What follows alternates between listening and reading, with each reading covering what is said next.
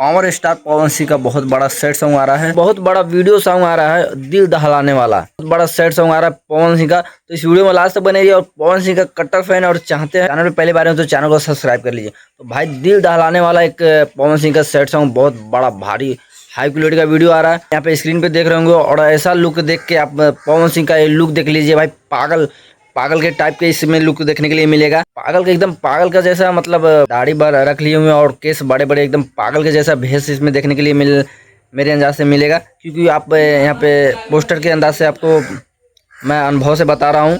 और ये बहुत बड़ा सेट सॉन्ग होने वाला है। तो ये आ रहा है मीरा म्यूजिक से और कमिंग सून है, कभी भी ये वीडियो आ सकता है, अभी डेट टाइम इस पर नहीं बताया, कमिंग सून है और मीरा म्यूजिक से आ रहा है। और बहुत बवाल का ये सॉन्ग होने वाला है, पूरी इंडस्ट्री में पूरा तहलका मचाएगा।